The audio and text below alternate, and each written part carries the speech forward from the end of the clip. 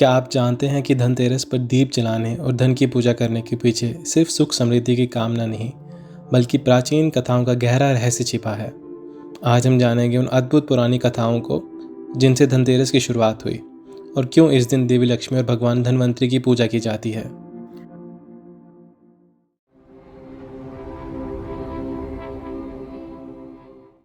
एक बार माँ लक्ष्मी जी ने भगवान विष्णु से आग्रह किया कि वे जब पृथ्वी पर जाएं तो उन्हें भी साथ ले चलें।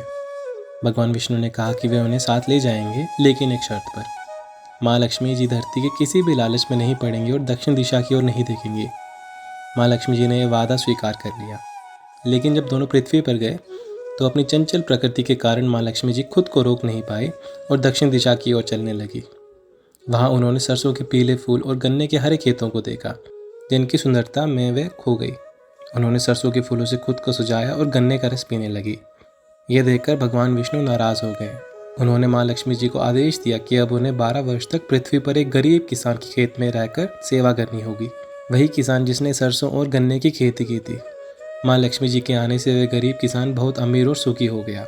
12 वर्ष बीत गए और फिर भगवान विष्णु उन्हें वापस लेने आए। वे साधारण मनुष्य का रूप लेकर आए, परंतु किसान माँ लक्ष्मी जी को जाने नहीं देना चाहता था।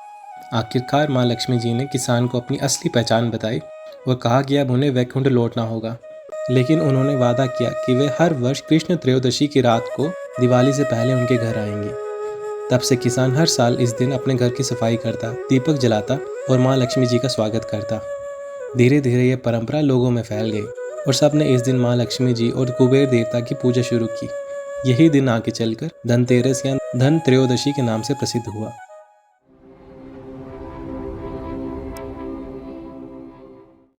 पुराने समय में भारत में एक हिमा नाम के नौजवान राजकुमार रहते थे।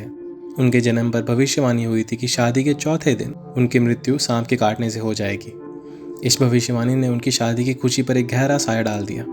लेकिन उनकी नई दुल्हन बहुत चालाक और हिम्मत वाली थी। उसने अपने पति की मौत को स्वीकार करने से मना कर दिया।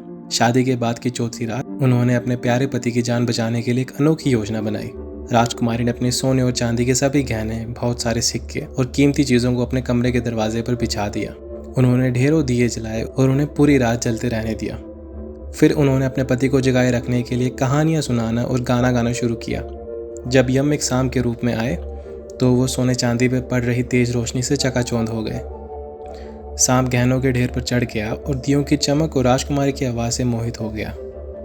वो कमरे के अंदर नहीं जा पाए और उन्होंने पूरी रात राजकुमारी के मधुर गाने और दिलचस्प कहानियां सुनी। जैसे ही सुबह हुई, सांप चुपचाप वहां से चला गया और उन्होंने राजकुमार को कोई नुकसान नहीं पहुंचाया। राजकुमारी ने अपनी बुद्धि और समर्पण से मौत को हरा दिया और अपने पति को भविष्यवाणी से बचा लिया।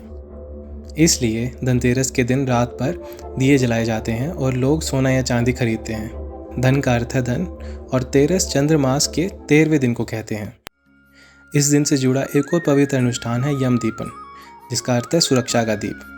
धनतेरस की रात को भक्त घी से भरा एक छोटा सा दिया जलाते हैं और उसे दक्षिण दिशा में रखते हैं, जो कि मृत्यु के देवता भगवान यम की दिशा है।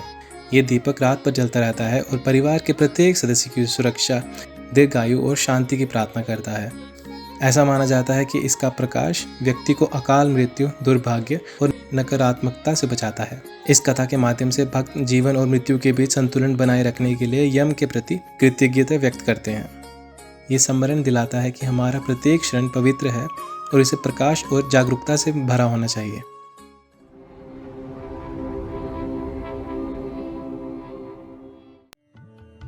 बहुत पहले देवताओं और राक्षसों के बीच भयंकर युद्ध छिड़ गया। दोनों ही पक्ष अमरता के रहस्य को पाना चाहते थे। भगवान विष्णु के कहने पर उन्होंने मिलकर एक विशाल कार्य करने का फैसला किया, समुद्र मंथन, यानी क्षीर सागर को मंथना। इसका मुख्य लक्ष्य था अमृत को प्राप्त करना। यह मंथन सदियों तक चला और जैसे जैसे सागर मथा गया, उसमें से एक के बाद एक अद्भुत रत्न और दिव्य शक्तियां प्रकट हुई। त्रयोदशी के शुभ अवसर पर सबसे महत्वपूर्ण 3 दिव्य शक्तियां प्रकट हुई। सबसे पहले भगवान धनवंतरी प्रकट हुए, जो भगवान विष्णु के ही अवतार थे। वे अपने हाथ में अमृत कलश और आयुर्वेदा का पवित्र ग्रंथ लिए हुए थे। उन्हें संपूर्ण सृष्टि को स्वास्थ्य और कल्याण का दिव्य उपहार माना जाता है। इसीलिए धनतेरस को धनवंतरी जयंती के रूप में भी मनाया जाता है। उनके तुरंत बाद कमल पर विराजमान देवी लक्ष्मी समुद्र से निकली। वे धन, भाग्य और समृद्धि की साक्षात प्रतीक हैं। उनका आगमन प्रचुरता और ऐश्वर्य के युग का संकेत है। अंत में भगवान कुबेर, जो सभी खजानों के रक्षक और देवताओं के कोषाध्यक्ष हैं, प्रकट हुए। इस प्रकार स्वास्थ्य और धन की ये पवित्र त्रिमूर्ति पूर्ण हुई। ये पुरानी घटना ही धनतेरस का वास्तविक आधार है। भगवान धनवंतरी की पूजा करके हम अच्छे स्वास्थ्य और लंबी आयु का आशीर्वाद मांगते हैं। देवी लक्ष्मी और भगवान कुबेर का स्वागत करके हम अपने घरों में धन और समृद्धि को आमंत्रित करते हैं। यही कारण है कि धनतेरस के दिन सोना, चांदी और नए बर्तन खरीदना अत्यंत शुभ माना जाता है। ऐसा करके हम उन दिव्य शक्तियों का सम्मान करते हैं जो समुद्र मंथन से प्रकट हुई थी और आने वाले वर्ष के लिए उनके आशीर्वाद को अपने घर में सुनिश्चित करते हैं। इस दिन को धन्वंतरी त्रयोदशी के नाम से भी जाना जाता है, जो देवताओं के दिव्य चिकित्सक और आयुर्वेदा के जनक धन्वंतरी के महान समुद्र मंथन के दौरान क्षीर सागर से प्रकट होने का प्रतीक है। आज कीमती धातुओं, खासकर सोने और चांदी की खरीदारी बेहद शुभ मानी जाती है। घरों और दुकानों को रंगोली से सजाया जाता है और दिए जलाए जाते हैं। लोग भगवान कुबेर और देवी लक्ष्मी की पूजा करते हैं और उनसे स्वास्थ्य, धन और सुरक्षा का आशीर्वाद मांगते हैं। धनतेरस या धनत्रयोदशी केवल सोना या चांदी खरीदने का त्यौहार नहीं है। ये जीवन के हर रूप में समृद्धि और शुभता को आमंत्रित करने का प्रतीक है। दियों का प्रकाश केवल बाहर के अंधकार को नहीं, बल्कि मन और आत्मा के भीतर के अंधकार को भी दूर करता है। सोना और चांदी केवल धन के प्रतीक नहीं, बल्कि पवित्रता और ईमानदार प्रयास के मूल का प्रतिनिधित्व करते हैं। घर और मन की सफाई इस बात का संकेत है कि हम अपने जीवन में दिव्य ऊर्जा का स्वागत करने के लिए तैयार हैं। माँ लक्ष्मी, कुबेर और धनवंतरी की पूजा स्वास्थ्य, धन और आंतरिक शांति के बीच संतुलन का प्रतीक है। सच्ची समृद्धि इस बात से नहीं मापी जाती कि आपके पास कितना है, बल्कि इस बात से कि आप अपने भीतर कैसी ऊर्जा, कृतज्ञता, पवित्रता और प्रकाश को विकसित करते हैं। जब हम धनतेरस को इस समझ के साथ मानते हैं तो हम केवल धन नहीं आमंत्रित करते, बल्कि अपने जीवन में दिव्य समृद्धि और उजाले को जागृत करते हैं।